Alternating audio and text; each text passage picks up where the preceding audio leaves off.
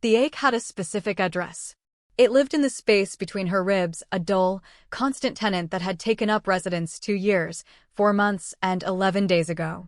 Clara measured time this way now, not in seasons or holidays, but in the lifespan of this secret, monstrous love she held for her best friend, Maya. It was a physical thing, a weight she carried that made her shoulders curve inward, a knife that twisted with a sickening lurch every time Maya mentioned Leo. Tonight, the knife was particularly sharp. Maya was draped across the opposite end of their shared sofa, a vision in worn-out sweatpants and a messy bun, scrolling through her phone with a frustrated sigh. The warm, golden light of the floor lamp caught the honeyed strands of her hair, and Clara had to physically clench her fist to stop herself from reaching out, from tucking a stray piece behind Maya's ear. "He just doesn't get it," Maya murmured, her voice a low thrum of discontent that vibrated straight through the worn floral cushions and into Clara's bones. "I sent him this whole long text, pouring my heart out about how I've been feeling disconnected, and he replies with a thumbs-up emoji. A single, solitary, pathetic thumb." Clara offered a sympathetic hum, the sound practiced and smooth. She was the supportive friend, the confidant, the emotional dumping ground. It was a role she had perfected, a mask she wore so expertly that she sometimes forgot the face beneath it was screaming. Inside, her heart hammered out a selfish, shameful rhythm of hope. "Good," it thumped. "Let him be a fool. Let him push you away. Let him push you right here. It's like he's not even listening," Maya continued, tossing her phone onto the cushion beside her. It landed with a soft thud. "It's like I'm speaking a different language. I talk about connection, about wanting to feel seen. And he talks about what's for dinner. Or his fantasy football league." Clara's world was a universe of Maya. It was the scent of vanilla and lavender that clung to Maya's sweaters, the specific cadence of her laughter that could make Clara's entire day tilt towards the sun, the way her eyes, the color of warm toffee, would crinkle at the corners when she was truly happy. To be looked at by Maya was to be bathed in light. To be the person who made her eyes crinkle like that. Clara couldn't let herself dwell on the thought.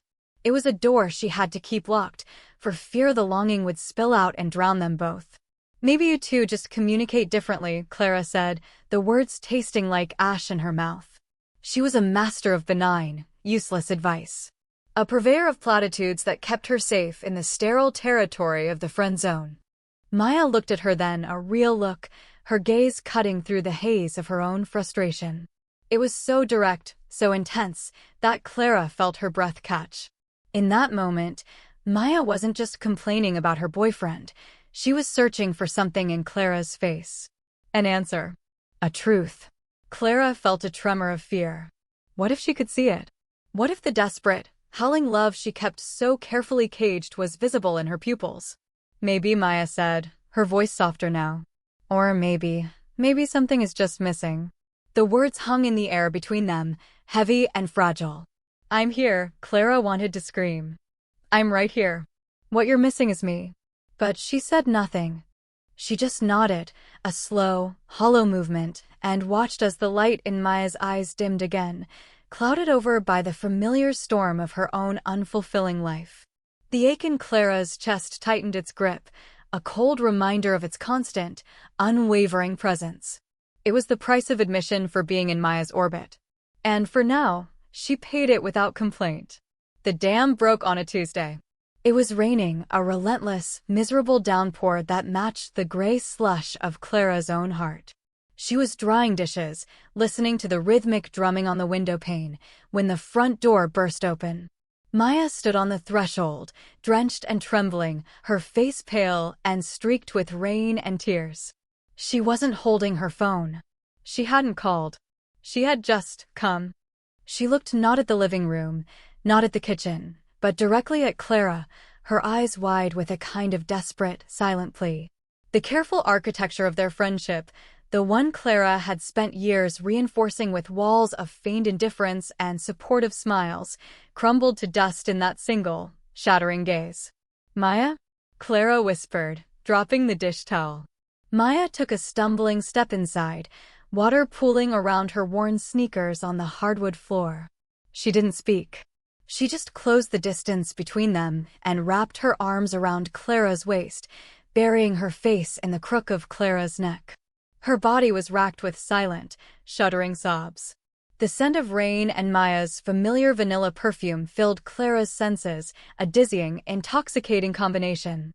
Clara's arms came up automatically, holding Maya tightly, her hands pressing into the damp fabric of her jacket. This was different from their usual hugs. Those were brief, friendly, safe. This was an anchor clinging to a lighthouse in a storm. This felt like a surrender. A knife of hope, sharp and terrifying, twisted in Clara's gut. She ignored the part of her that was screaming with joy and focused on the part that ached for Maya's pain. "It's over," Maya finally choked out, her words muffled against Clara's skin. "Leo and I. It's really over." They stood like that for a long time, Clara murmuring soothing nonsense while Maya cried herself out. Eventually, the shuddering subsided into quiet trembling. Clara gently led her to the sofa, peeling off her wet jacket and wrapping her in the softest blanket she owned. She made tea, her hands moving on autopilot while her mind raced. This was the moment. The catalyst. The world had just tilted on its axis, and she had no idea which way was up. Maya sat huddled on the couch, clutching the mug of chamomile tea as if it were a lifeline. The silence in the apartment was profound, broken only by the rain outside and the soft ticks of the clock on the wall. "You don't have to talk about it," Clara said softly, sitting on the coffee table in front of her. Maya shook her head, her gaze fixed on the swirling steam. "There's nothing to talk about." It was the same fight. The same words. Only this time. "I didn't want to fix it. I just wanted it to stop." She looked up, her eyes red-rimmed and impossibly vulnerable. "I didn't want to call him. I didn't want to see him. I wanted to come here. To you." Every word was a drumbeat against Clara's heart. "To you. To you. To you." The evening bled into night. They didn't talk much more about Leo. Instead, Maya spoke in fragmented sentences about feeling lost, about feeling like she was performing in her own life. As the hours stretched on, a heavy exhaustion settled over her. Her eyelids began to droop. "You can take my bed," Clara offered, her voice barely a whisper. "I'll sleep out here." Maya looked from the couch to the hallway leading to Clara's bedroom, a flicker of something unreadable in her eyes. Hesitation. Then, a quiet request that would change everything. "No," she said, her voice thick with sleep and sorrow. "Don't. Can I just stay with you? In your room?" I don't want to be alone." The question was not about sleeping arrangements. It was a request for a level of intimacy they had never breached, a line they had never crossed. It was terrifying. It was everything. "Okay," Clara breathed, the word feeling monumental. "Yes, of course." That night, the space of Clara's queen-sized bed, which had always felt vast and empty, suddenly felt impossibly small, charged with a strange, humming electricity. Maya fell asleep almost instantly, her breathing evening out into a soft, rhythmic whisper. She had started on her side of the bed, a respectable, friendly distance between them. But in sleep, she had migrated, her body seeking warmth, seeking comfort, until her shoulder was pressed firmly against Clara's.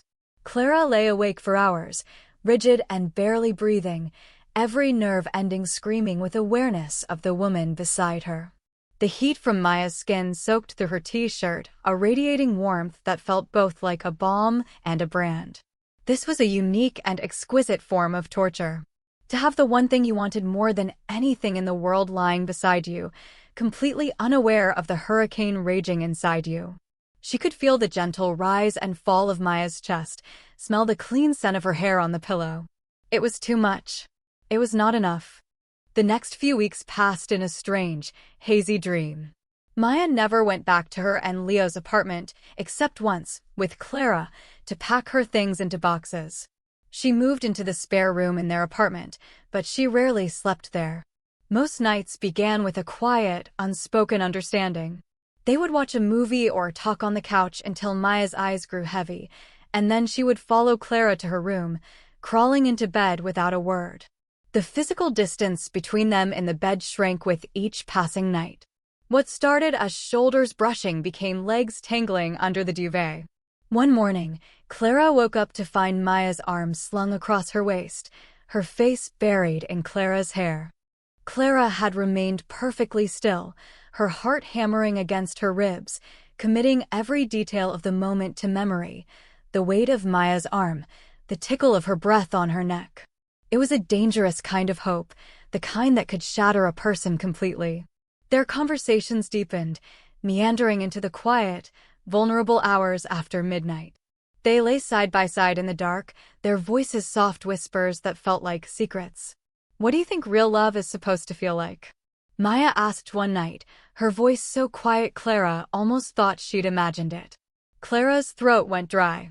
She thought of the constant, humming awareness of Maya, the way her own happiness was so inextricably tied to Maya's, the quiet certainty that she would do anything to see her smile. "I think it's supposed to feel easy," she finally managed to say. "Not the work part, all relationships are work. But the being together part, the foundation. It should feel like coming home. Like you can finally take a full breath." There was a long silence. Clara could feel Maya absorbing her words. Then, a soft, rustling sound and Maya's hand found hers in the darkness between them. Her fingers were cool, and they intertwined with Clara's as if they were made to fit there. Clara's breath hitched. It wasn't a romantic gesture, not explicitly. It was a gesture of comfort, of connection. But to Clara, it was a bolt of lightning. "I've never felt that," Maya whispered, her thumb beginning to trace slow, absent-minded circles on the back of Clara's hand. The simple, repetitive motion sent shockwaves up Clara's arm. With Leo, it always felt like a performance. Like I was playing the part of the happy girlfriend. I knew all my lines. But I never felt like me. Clara's heart ached with a terrible, beautiful sympathy. She squeezed Maya's hand, a silent message of understanding. "I see you. I've always seen you." The touches became more frequent, less accidental. While they were cooking dinner, Maya's hand would rest on the small of Clara's back as she reached for a spice. While they were sitting on the couch, Maya's head would find its way to Clara's shoulder. One evening, as they were talking, Clara noticed a smudge of something on Maya's cheek. Without thinking, she reached out and gently brushed it away with her thumb. Maya's breath caught. Her eyes, wide and startled, locked with Clara's. The air crackled. For a fraction of a second, Clara saw Maya's gaze drop to her lips. It was a flicker, a barely perceptible shift, but it felt like a tectonic plate had just moved beneath them. The world held its breath. Clara's hand was still cupping Maya's cheek, her thumb resting on her soft skin. The moment stretched, thin and humming with unspoken questions. Then, just as quickly, it was gone. Maya blinked, a faint blush rising on her cheeks, and pulled back slightly. She cleared her throat and changed the subject, but the echo of the moment remained. Clara pulled her hand back as if burned, her heart a frantic bird beating against her ribs. A line had been crossed. Not a physical one, but an emotional one. A veil had been lifted, and for a split second, they had both seen what was on the other side. And it was terrifying. And it was beautiful. And there was no going back. After that night, a new tension settled between them. It wasn't uncomfortable, but it was palpable. It was the tension of a held breath, of a story paused on a cliffhanger. Clara, terrified of what she had seen in Maya's eyes, a reflection of her own longing, began to pull away. It was a self-preservation instinct. She couldn't survive having the door to hope cracked open only to have it slammed shut in her face. She started making excuses to go to bed earlier alone. She found reasons to be out of the apartment. She kept her hands to herself, creating a careful buffer of space between them on the couch. She felt like a ghost in her own home, haunted by what might have been.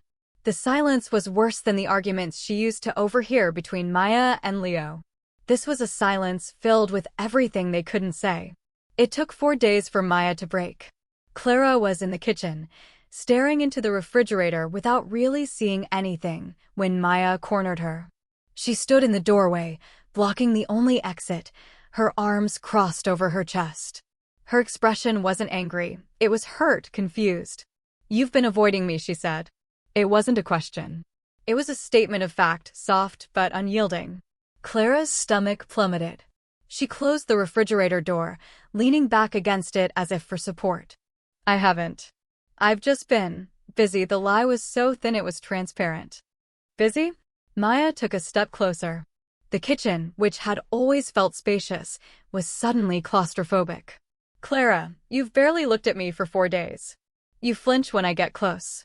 You're hiding from me in our own apartment, and I want to know why." Her voice cracked on the last word, laden with a vulnerability that disarmed Clara completely. "Did I do something? Did I cross a line?" "Yes," Clara's mind screamed. "You looked at my mouth. You let me see that you were thinking about it. You made me hope." "No," Clara whispered, her eyes fixed on the floor.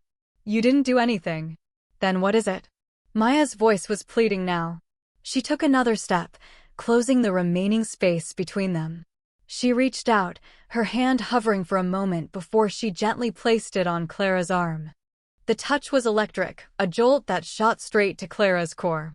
"Please, talk to me. What aren't you telling me?" Clara looked up, her resolve crumbling under the weight of Maya's earnest, desperate gaze.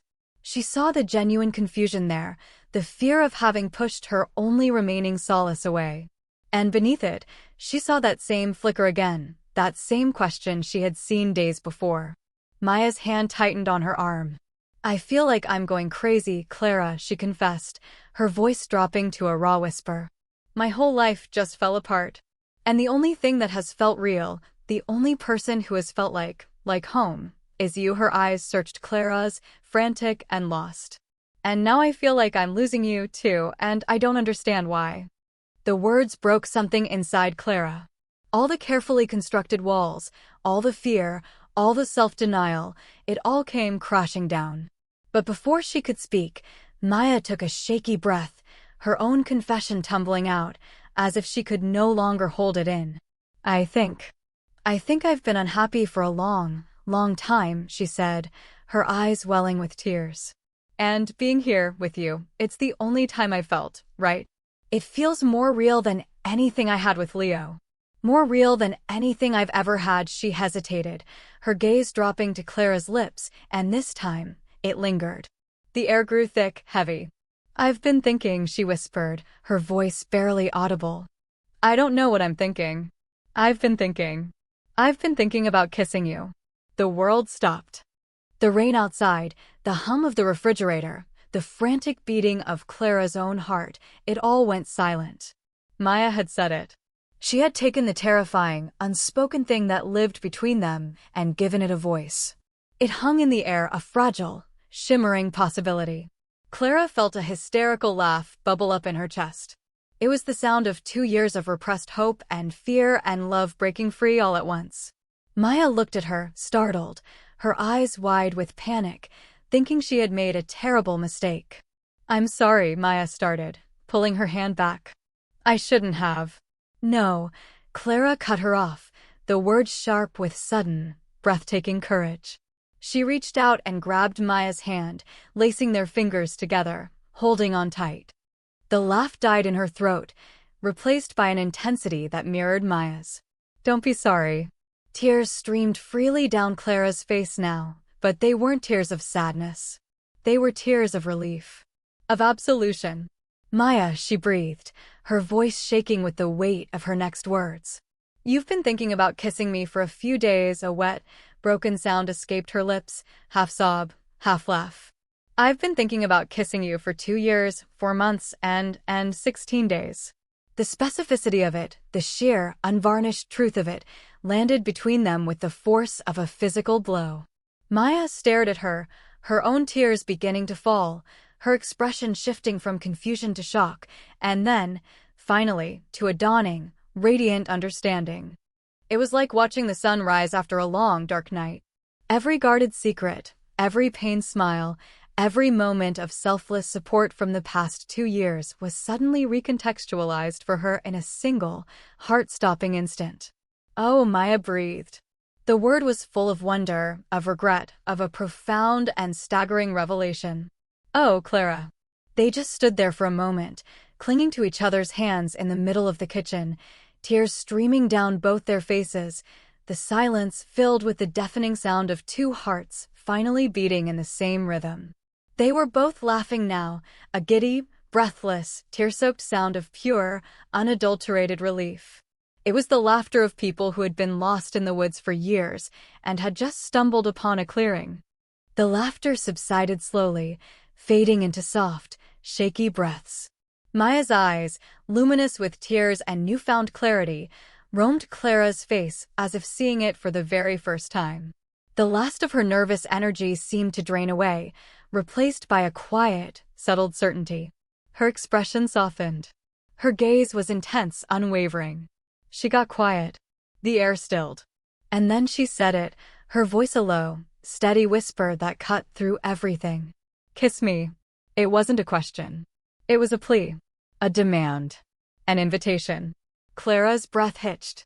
For a second, she was frozen, terrified that this was a dream from which she would violently awake. But Maya's hand was warm and real in hers, her eyes were wide and waiting, and the scent of vanilla and rain was all around her. This was real. She leaned in, her movement slow, tentative. She watched Maya's eyes flutter closed. And then, their lips met. It was soft at first, a gentle, questioning press. It was salt from their tears and the sweetness of chamomile tea. It was 2 years of silent longing and a lifetime of unspoken friendship condensed into a single, fragile point of contact. It was a question, and the answer was the way Maya's lips softened against hers, the small, yielding sigh that escaped her. Permission granted. Understanding reached. Clara deepened the kiss, her free hand coming up to cup Maya's jaw, her thumb stroking the damp skin of her cheek. Maya's hands moved from Clara's arm to her waist, pulling her closer until there was no space left between them at all. The kiss became more certain then, more urgent. It was a conversation without words, a desperate, beautiful outpouring of everything they had held back for so long. It was the ache of Clara's loneliness melting away. It was the confusion in Maya's heart finally finding its answer. It was discovery and recognition all at once. When they finally broke apart, they were both breathless, panting softly.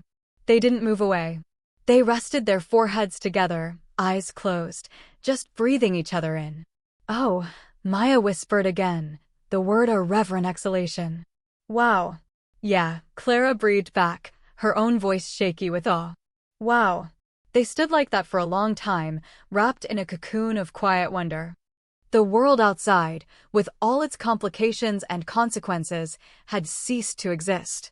There was only the kitchen, the soft light, and the miraculous, terrifying new reality they had just created. "I'm terrified," Maya whispered against Clara's forehead, her voice trembling slightly.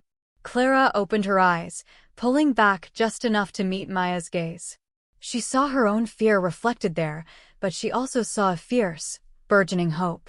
"Me too," she admitted, her voice equally unsteady.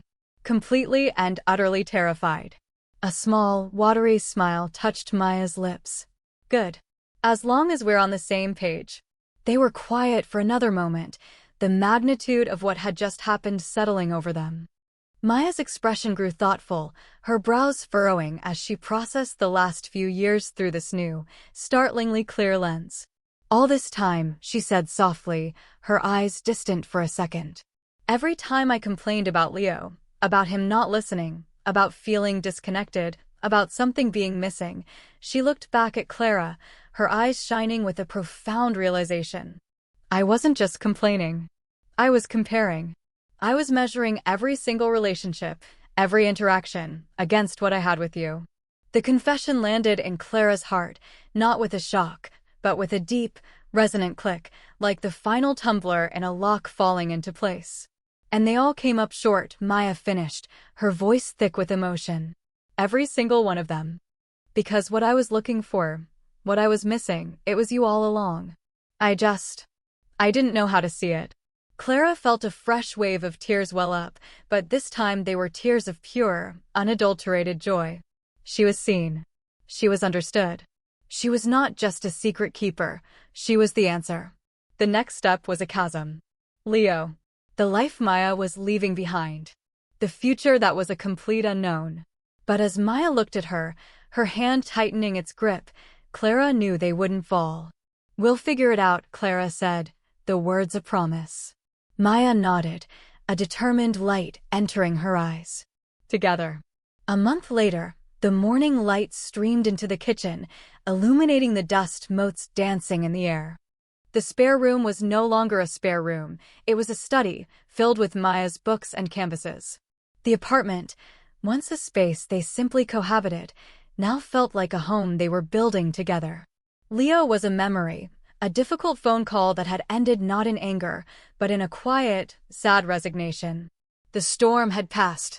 Clara stood by the counter, watching as Maya, humming softly to herself, poured hot water over coffee grounds. She was wearing one of Clara's old t-shirts and her hair was a glorious, sleep-tousled mess. She turned, mug in hand, and a slow, easy smile spread across her face when she saw Clara watching her. It was a smile Clara was coming to know intimately. It was a smile that held no reservations, no hidden sadness. It was just for her. "Morning," Maya said, her voice warm and husky. She walked over and pressed a soft, lingering kiss to Clara's lips, the taste of coffee and contentment. "I made you one." Clara wrapped her arms around Maya's waist, pulling her close and resting her chin on her shoulder. She breathed in the scent of coffee, vanilla, and home. The ache that had lived in her ribs for over 2 years was gone. In its place was a quiet, profound warmth, a feeling of being perfectly, exquisitely whole. It was a peace she never thought she would find. She thought of the years of silent pining, the careful tightrope walk of their friendship, the fear that had been her constant companion. It had been a long, dark, lonely tunnel. But somehow, impossibly, it had led her here, to this sunlit kitchen, to this easy morning, to this love that felt as natural and essential as breathing. She understood now. She understood that the quietest hopes, nurtured in the dark, could sometimes bloom into the most beautiful and unexpected realities.